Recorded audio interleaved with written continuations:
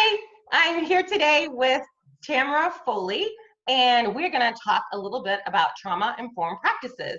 She emailed me about some information that she has a free offer and an upcoming training, and we decided, hey, let's talk a little about in the Facebook group, and we couldn't figure out how to do Facebook Live. We tried, but I will get better.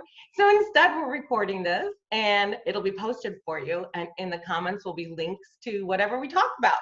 So hi, Tamera. Hi, Kara. I How just are said you it this wrong. morning? Tamera. That's okay. That's I've been okay. practicing your name all week. Right. We're going to keep practicing and you're going to make it perfect. So how you doing today?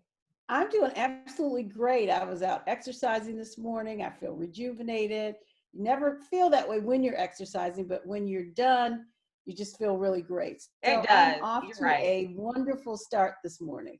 Yes, I love to get in the water, and this week I'm away from my pool, so I'm like missing it because I really like to get in the pool and swim, stretch myself out. So tell us a little bit about your background and how you came to be working with trauma-informed practices. Okay, so I started out nearly 40 years ago. Can you imagine? Woo. No, not at all. As a special education teacher, and then I worked as a resource teacher. I've worked as a self-contained special ed teacher. So my background is really in special education, behavior disorders, learning disabilities, and all of those other initials. Okay. Yeah, it's all related. So, exactly. So I spent my career doing that, and then I moved to administration, became an assistant principal, a principal. I've worked mostly in urban school districts. I have worked in one more rural school district during my career. Wow. Then had a great opportunity to be a special education director. And so took that opportunity and moved to the South, to Georgia. I spent 12 years doing that. And then I left because I became a full-time caregiver for my mother. My goodness, so much experience you have to share with us. Yay. Yeah, so since then I have also had a small, short stint in mental health. I work for the state of Alabama Department of Mental Health and Developmental Disabilities. And I worked with children and with adults. So my whole life has been working with students with disabilities, students in trauma. And probably 40 years ago, we didn't call it trauma. We just said, these kids have some issues and we need to work it out. Yes, so it's like the new keyword. Right. So that has been my experiences, and they've really been some great experiences. So then I decided, I really wanted to get more into the practice. And so I started, of course, we go back and we take classes and we get certified. And so that's how now I'm here teaching and learning and growing in the area of trauma-informed practices. Wow. So there was a special certificate you pursued for that? I do. I didn't even know there was one. Well, and it's not through the state, it's just through some other companies. Right, but it's so new. I know in Indiana, through Butler University, Lori Desatel, I don't know if you've heard of her, she's a big research neuroscientist, educator, and she has started a certificate through Butler University in partnership. And that's the only thing that I've ever heard of for it. So it's nice to know there's some other ways that people can get more information as well.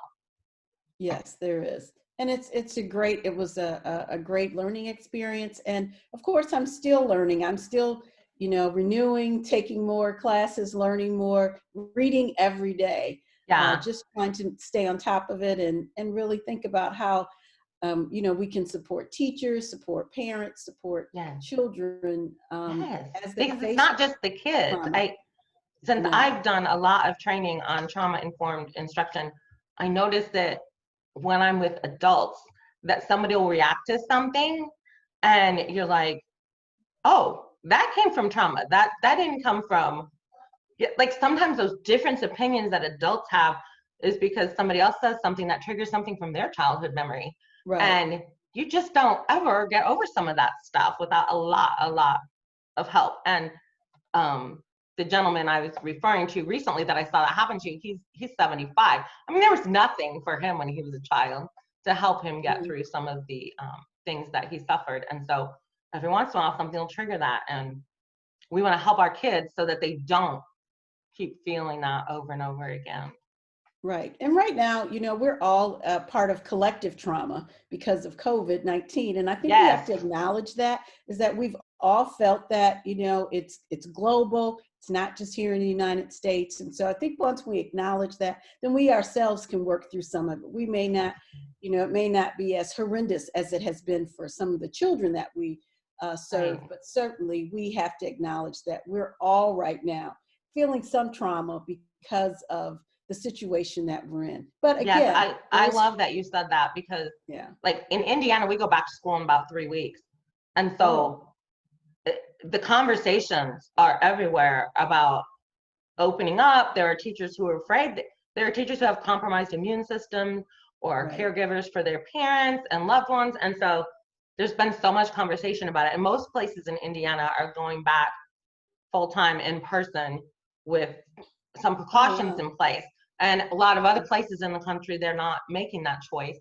And so it's just interesting to watch the conversations with people, and you can see the trauma and how it's affected us, because people who would normally just be very quiet and calm are really taking part in some of these conversations because they're scared. And it'll be interesting to see how it all plays out. But I know that those practices will help us stay regulated so that we can help our kids stay regulated too, because in the end, it's different when you're working in front of children. You don't have the same choices that people who work in a factory or an office have, because everything we do affects a young person. And we all know that we're there because we want to make what's best for these young people. And I think our administrators will know that, and hopefully spend some time with staff going through and really working through on some things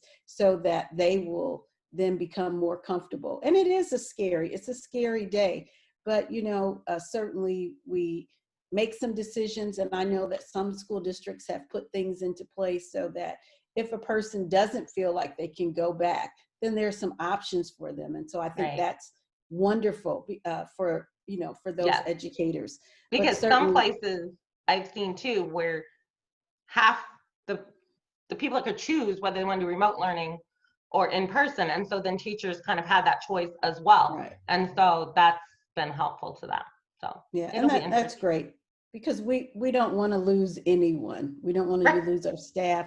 And we certainly, don't want staff going in with fear, because children will know that they're fearful, and then that fear, of course, they become fearful, and they just model what they see in adult interaction. So we want to make sure that we take care of our staff first, so that the staff can take care of the children. So I want you to share, what's the one thing that teachers can do to help themselves, and what's the one thing, if nothing else, we can do to help children? So if you can share like your top thing, what we should be doing. I think the top thing we should be doing to help ourselves is just taking care of ourselves. I think we should be exercising, we should be meditating, whatever that looks like for you.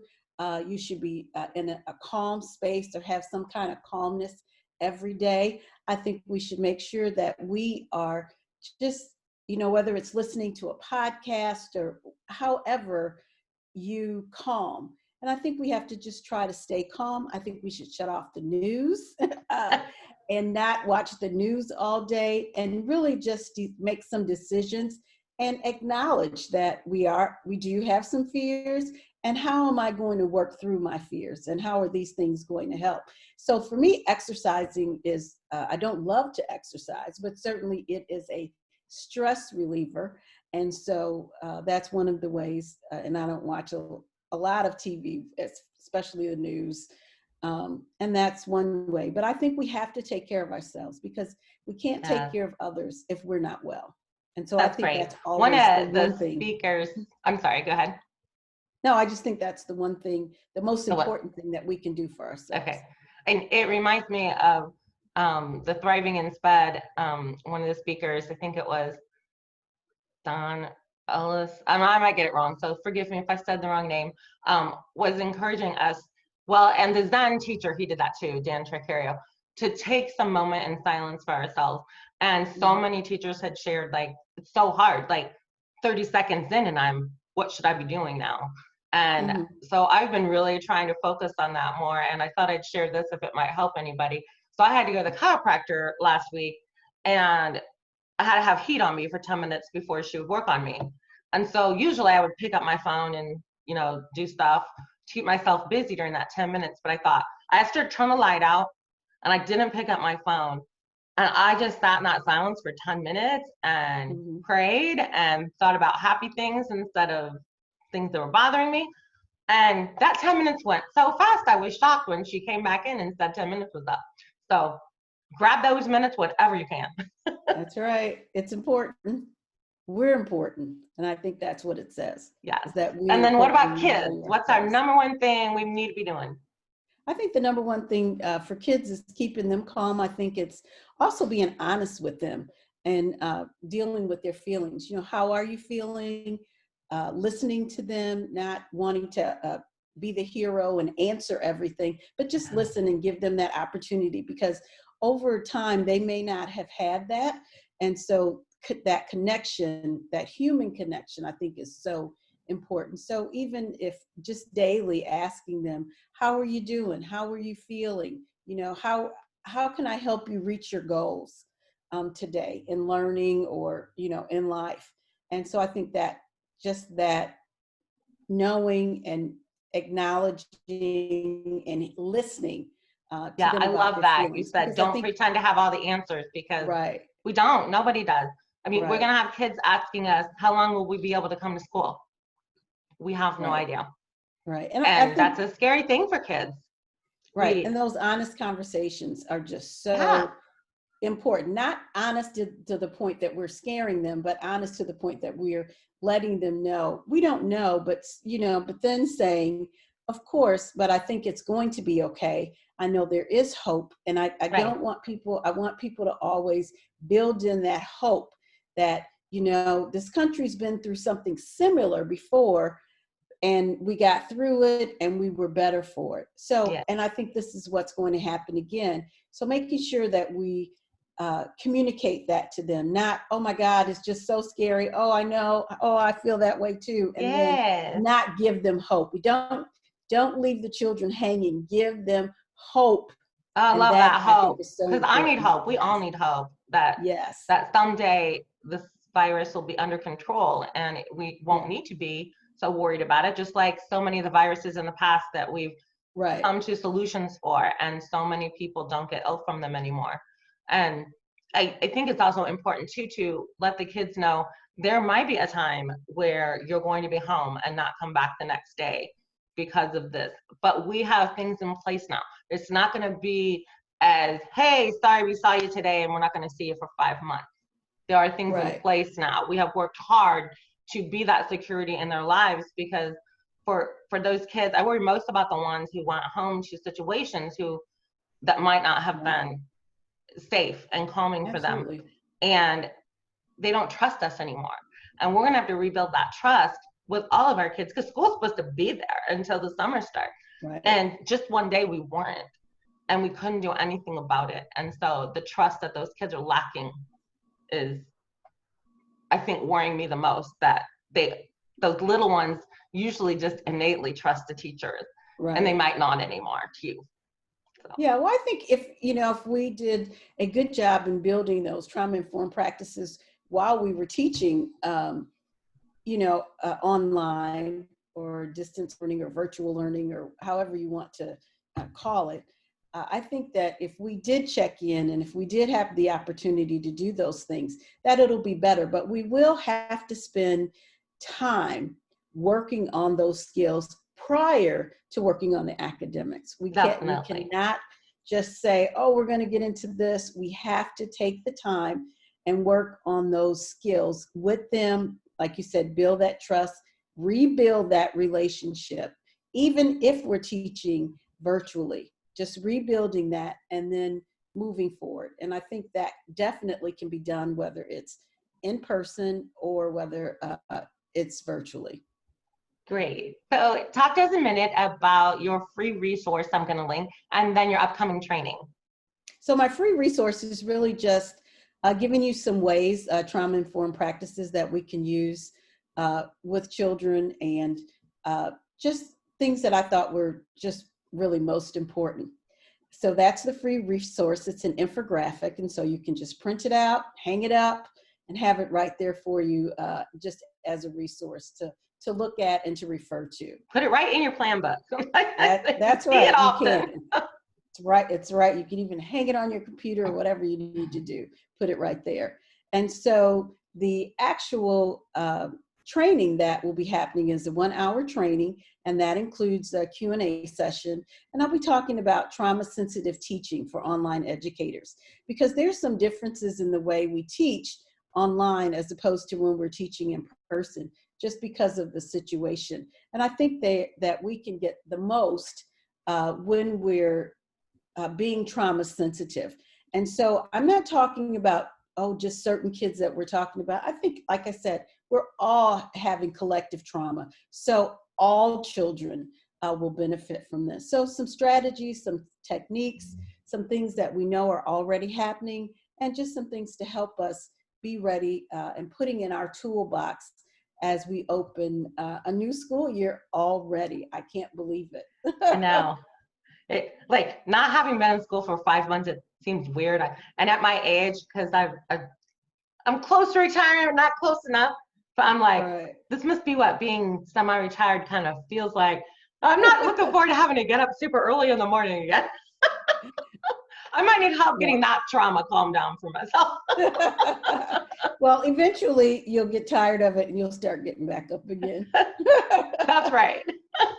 Well, thanks so much for meeting with me today, Tamera, and I'm excited for this to go into the group and the resources and the training, so I'll try to post that later today. Okay, thanks everyone for tuning in. Bye-bye.